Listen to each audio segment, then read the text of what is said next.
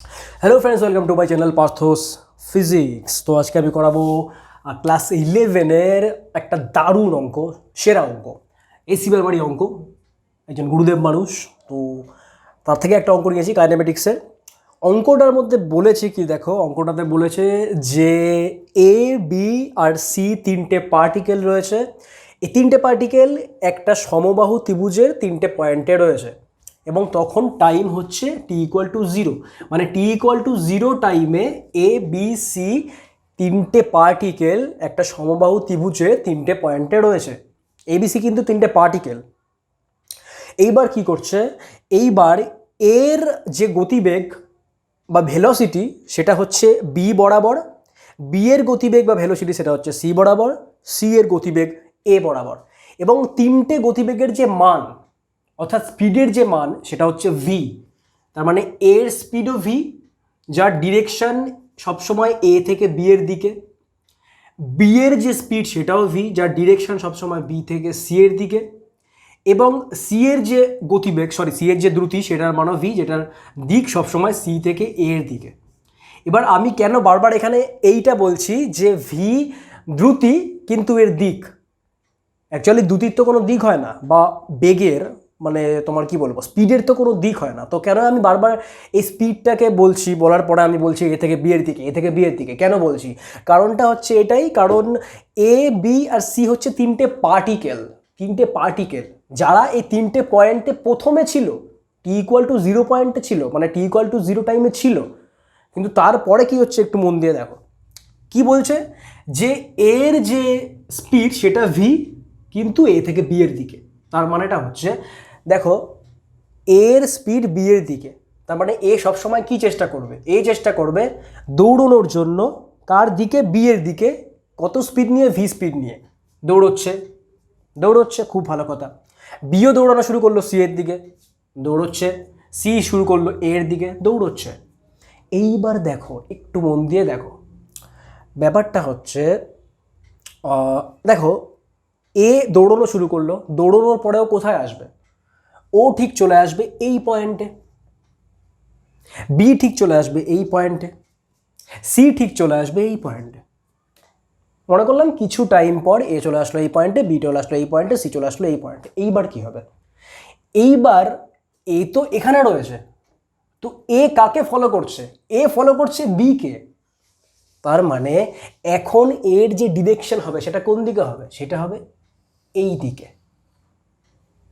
B এর direction কোন দিকে হবে, এই দিকে। সি এর ডিরেকশন কোন দিকে হবে, এই দিকে। তো দেখো বারবার কিন্তু ডিরেকশন চেঞ্জ করছে, তার মানে এটাকে সবসময় স্পিড বলাই ভালো।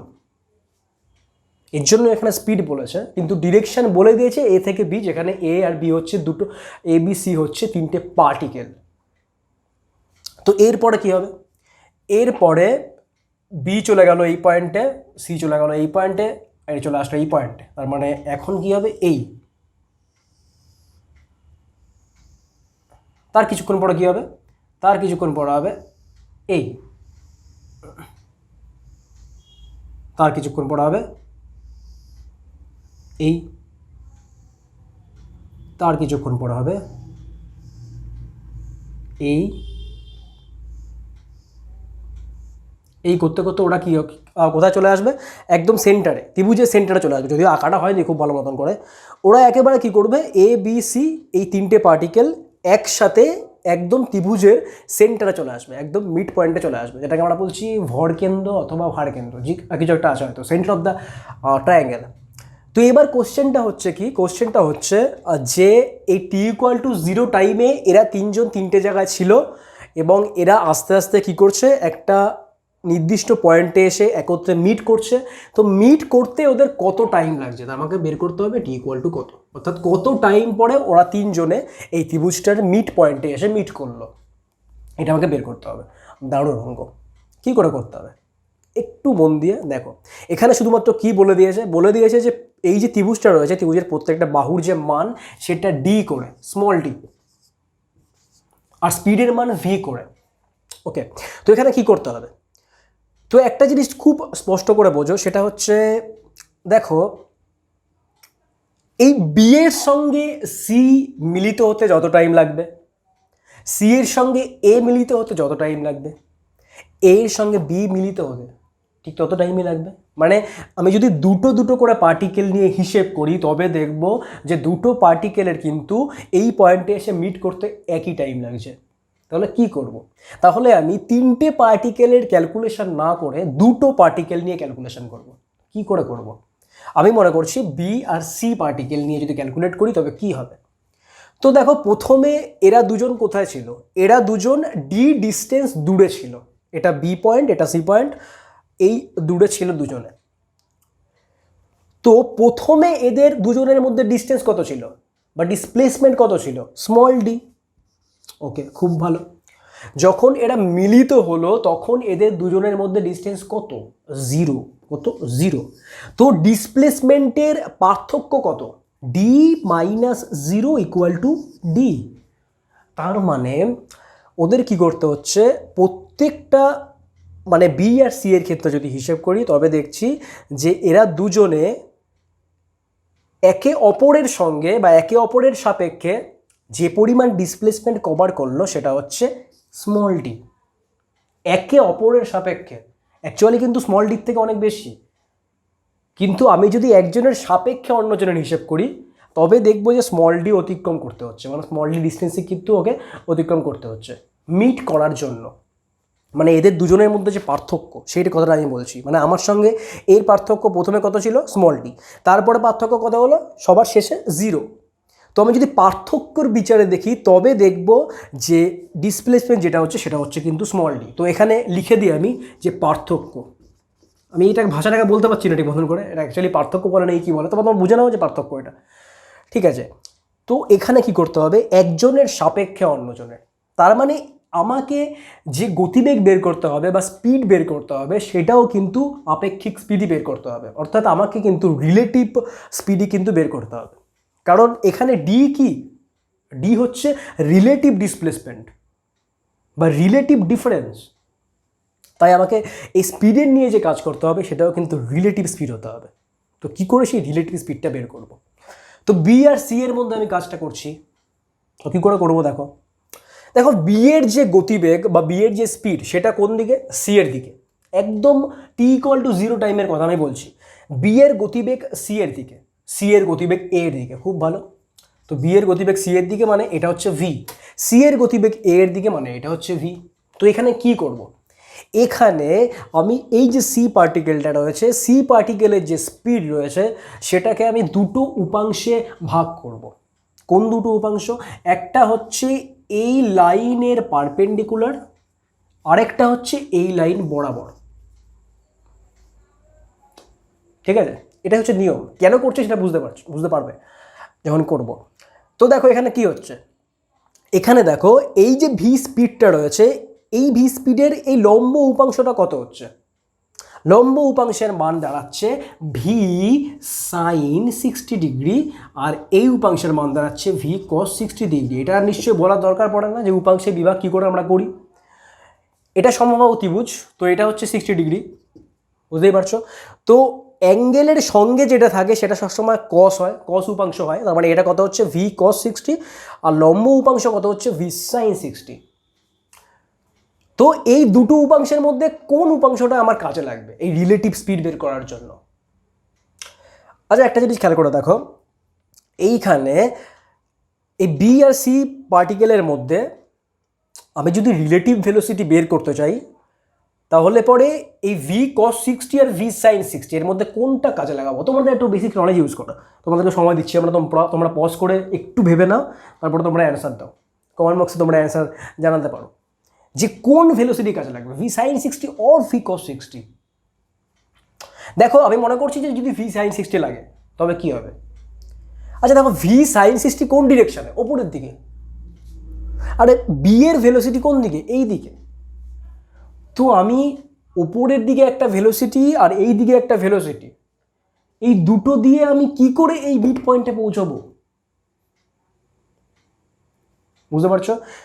তুমি মনে করো তোমার থেকে কিছু দূরে একজন বন্ধু দাঁড়িয়ে আছে, তুমি বন্ধুটাকে ফলো করছো। তো বন্ধু যাচ্ছে সোজা, আর তুমি যাচ্ছ এই দিকে, মানে তুমি যাচ্ছ এইদিকে আর বন্ধু যাচ্ছে এই দিকে, বোর্ডের দিকে, আর তুমি যাচ্ছ ওর দিকে। তো তুমি আর তোমার বন্ধু কোনোদিন কি মিট করতে পারবে? পারবে না। তো কখন মিট করতে পারবে? যদি তুমি বন্ধুর দিকে যাও, বন্ধুও তোমার দিকে আসে। তো এখানে কোন ভেলোসিটিটা কাজে লাগবে? এইটা। কারণ এটা মানে কি? এটা মানে হচ্ছে সি যাচ্ছে বি এর দিকে আর বি আসছে সি এর দিকে, বাস দুজন মিট করতে পারবে। তো এইখান থেকে আমাকে বের করতে হবে বি আর সি এর মধ্যে রিলেটিভ ভেলোসিটি বা রিলেটিভ স্পিড কত। তো ভি কস 60 মানে কি? ভি কস 60 মানে হচ্ছে v/2। হ্যাঁ, এক্স্যাক্টলি, কারণ cos 60 = 1/2, so the V cos 60 will be v/2।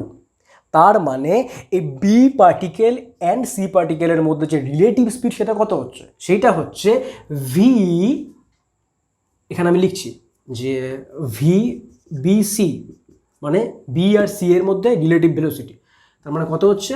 VB minus VC, তাই তো? তো ভিবি মান কত? ভি, ভি এই বরাবর ভি, আর এটা কত? সি এর ক্ষেত্রে v/2।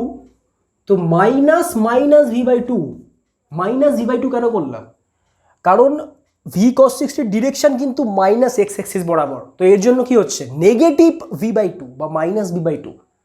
তো মাইনাস v/2 করলাম, তারপরে তো একটা মাইনাস রয়েছেই, তার মানে কত হচ্ছে? ভি প্লাস v/2, তার মানে কত হচ্ছে? 3v/2। তার মানে এদের দুজনের মেলার জন্য আমার যেই ভেলোসিটি দরকার বা যে স্পিড দরকার, রিলেটিভ স্পিড বা ভেলোসিটি যাই বলো না কেন, সেটা হচ্ছে 3v/2। ওকে, 3v/2। তো আমি পেয়ে গেলাম যে আমার যে পার্থক্য সেটা হচ্ছে ডি, এবং এই পার্থক্যটা যে জিরো করতে পারে সেই ভেলোসিটির মান হচ্ছে 3v/2। তাহলে টাইম কত লাগবে? টি ইকুয়াল টু কত লাগবে? Distance by speed. Simple, distance কত? স্মল ডি, আর স্পিড কত? 3v/2। তার মানে 2 স্মল ডি বাই 3v। এই টাইম পরে বি আর সি এই পয়েন্টে এসে মিলিত হবে, তার মানে সি আর এ এই পয়েন্টে এসে মিলিত হবে, তার মানে এ আর বি এই পয়েন্টে এসে মিলিত হবে, তার মানে এ বি সি তিনটে পার্টিকেলই এই পয়েন্টে 2d/3v টাইম পরে এসে মিলিত হবে। কি অঙ্ক! অসাধারণ অঙ্ক, ঠিক আছে? পাবজি গেম খেলার থেকেও এই অঙ্ক করা অনেক বেশি ইন্টারেস্টিং। যদি তোমরা ফিজিক্সের অঙ্ক করতে শুরু করো একবার, তখন মনে হবে না যে একটা চ্যাপ্টার শেষ করে আমি উঠি। আমি জানি না এখন মানে তোমরা কেমন প্র্যাকটিস করো ফিজিক্সের অঙ্ক, কিন্তু যে একবার প্র্যাকটিস করা শুরু করেছে, যার মনের মধ্যে সুশান্ত সিং রাজপুত ফিজিক্সের, মানে ও এত বেশি প্র্যাকটিস করতো ফিজিক্স, মানে ও যখন শ্যুট করতে যেত কোনো একটা জায়গায়, তখন ফিজিক্সের বই নিয়ে যেত, তোমরা নিশ্চয়ই শুনে থাকবে। ফিজিক্সের বই নিয়ে যেত, ওখানে সলভ করতো ফিজিক্সের অঙ্ক। তো ও তো ইচ্ছা করলে পাবজি গেম খেলতে পারতো, ওর কাছে তো অনেক সময়। তো কেন করছে ফিজিক্সের অঙ্ক সলভ? কারণ ফিজিক্সের অঙ্ক সলভ করার থেকে ইন্টারেস্টিং আর কিছু হতে পারে না। যারা ফিজিক্স ভালোবাসে তারা এই জিনিসটা বিশাল পরিমাণে বুঝতে পারবে যে ফিজিক্সের অঙ্ক করতে কতটা মজা লাগে। একবার ফিজিক্সের অঙ্ক করো, ম্যাথের থেকেও তোমাদের মজা লাগবে, আমি বলছি তো, গ্যারান্টি দিচ্ছি তোমাদের। যে যারা তোমরা ম্যাথ করতে ভালোবাসো, তারাও যদি ফিজিক্সের অঙ্ক করে না, মানে চ্যাপ্টার শেষ না করে উঠতে পারবে না। তো এই হচ্ছে সেই নমুনা। আর এটাও ঠিক যে ভালো বই দেখে করতে হবে, ভুলভাল বই দেখে করলে পড়া হবে না, ঠিক আছে? আর এসি বাবা is one of the greatest book ever, এর ওপরে বই হয় না, ঠিক আছে? লোকটা যা করে গেছে অসাধারণ, এর ওপরে সত্যিই কোনো বই হয় না, ঠিক আছে? আমরা জানি না তোমরা কত প্র্যাকটিস করো, বারবার বলি আমি, তবুও তোমরা কত প্র্যাকটিস করো বা কে প্র্যাকটিস করো সেটা আমি জানি না। তো প্লিজ আমি একবার তোমাদের কাছে অনুরোধ করছি যে তোমরা প্লিজ অন্যান্য যে বই পড়ো না কেন বা প্র্যাকটিস করো না কেন, অন্তত এই বইটা কম্পালসারি করে দাও, ঠিক আছে? আমাদের ওয়েস্ট বেঙ্গলের যে এডুকেশন সিস্টেম, সেইখানে এইসব বইয়ে কোনো গুরুত্ব দেয় না, এমন বইয়ে গুরুত্ব দেয় যেগুলো অ্যাকচুয়ালি আমাদের কোনো কাজে লাগে না, ঠিক আছে? আর সিলেবাস তার মধ্যে কমিয়ে দিয়েছে, মানে শুনছিলাম আমি। যাই হোক, তাহলে এমন বই তোমরা প্র্যাকটিস করো যেখানে ভবিষ্যতে কোনো কাজে আসতে পারে। কেন যেন ওয়েস্ট বেঙ্গলের চাকরির অবস্থা খারাপ? কারণ ওয়েস্ট বেঙ্গলের প্রাথমিক যে শিক্ষা ব্যবস্থা, সেটার হাল প্রচণ্ড খারাপ, প্রচণ্ড খারাপ। হয়তো মাধ্যমিকে একজন ফার্স্ট হয় বা উচ্চ মাধ্যমিকে একজন ফার্স্ট হয়, কিন্তু সেটা হয়ে কোনো লাভ হয় না অ্যাকচুয়ালি। কারণ তার যে প্রাথমিক প্র্যাকটিস সেখানেই গলদ।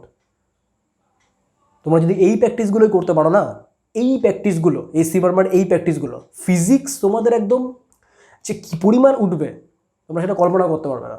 তখন তোমাদের আইআইটির যে লেভেলের অঙ্ক সেগুলো সোজা লাগবে। শুধুমাত্র মানে আমি জানি না, শুধুমাত্র এই ওয়েস্ট বেঙ্গলের বোর্ডের পড়ানো আমি পড়াই দেখে আমি আইআইটির অঙ্ক করাতে পারি না। মানে আমি পারি, তোমাদেরকে করাই না, কারণ কেউ দেখবে না বাংলায় পড়ালে পড়ে। কেন দেখবে না বাংলায় পড়ালে পড়ে? কারণ বাংলায় কেউ আইআইটির পরীক্ষা দেয়ই না, দিলে পড়েও খুব কম, এবং যারা পরীক্ষা দেয় তারা বাংলা যে পড়ানো সেগুলো ফলো করে না। খুব স্বাভাবিক ফলো না করাটা, কারণ জানেই যে বাংলায় যেগুলো পড়ানো হয় সেগুলো ওয়েস্ট বেঙ্গলের বোর্ডে পড়ানো হয়। আর ওয়েস্ট বেঙ্গল বোর্ডের যেই পড়াগুলো সেগুলোর যে মান সেগুলো সত্যিই খুব কম, সত্যিই খুব কম। বাঙালি হয়ে এটা বলতে বাধ্য হচ্ছি আমি। ঠিক আছে, যদি একটু ওই আবেগ ছেড়ে আমি বাঙালি, আমাকে বাংলা পড়তেই হবে, ঠিক আছে, সেটা তো খুব ভালো কথা, কিন্তু সেই আবেগ ছেড়ে একটু যদি ভেতরে ঢোকো না, তবে দেখবে যে পশ্চিমবঙ্গের থেকে অন্যান্য যে সমস্ত জেলা আছে সেখানে পড়ার যে মান সেটা অনেক বেশি ভালো। তো এর প্রতি যদি তোমরা ভরসা করে রাখো যে আমাকে যে বই বলেছে, ছায়া প্রকাশনী, পারুল প্রকাশনী, অমুক তমুক, আমি সেইখান থেকেই করব, আমি এর বাইরে আর যাবোই না, সারাক্ষণ পাবজি খেলবো, সারাক্ষণ এই করবো, অমুক করবো, তমুক করবো, তাহলে বলছি যে প্লিজ তোমরা ওই করে যাবে, তোমাদের অ্যাকচুয়ালি বেসিক নলেজ কোনো দিন হবেই না। তারপর লাস্টে দেখবে যে চাকরির জন্য এদিক ওদিক হন্যে হয়ে ঘুরছো, অ্যাকচুয়ালি কিছুই হয়নি। তো এটা হচ্ছে তার মেন কারণ। আমাদের এডুকেশন সিস্টেমে এসব বইকে পাত্তা দেয় না। খুব কম স্টুডেন্ট রয়েছে বা খুব কম শিক্ষক রয়েছে যারা এই সমস্ত বইগুলোকে রেকমেন্ড করে। তো প্লিজ এই সমস্ত বইগুলো করো। এসসি বাংলা রয়েছে, ইরো ড্রপ রয়েছে, আরও কত কিছু রয়েছে, অনেক বই রয়েছে, ডিসি বান্ডি ফিসি রয়েছে। তো ওগুলো এত কিছু করার দরকার নেই। যাদের বোর্ড লেভেলের পরীক্ষা তারা অন্তত এসসি বার্মা, এনসিইআরটি এগুলোকে কম্পালসারি করে দাও, যে কোনো ক্ষেত্রে, বায়োলজি বলো, কেমিস্ট্রি বলো, ফিজিক্স বলো, যে কিছু ক্ষেত্রে। তো এই বলবো। তো এই অঙ্কটা দেখার জন্য সকলকে থ্যাংক ইউ সো মাচ।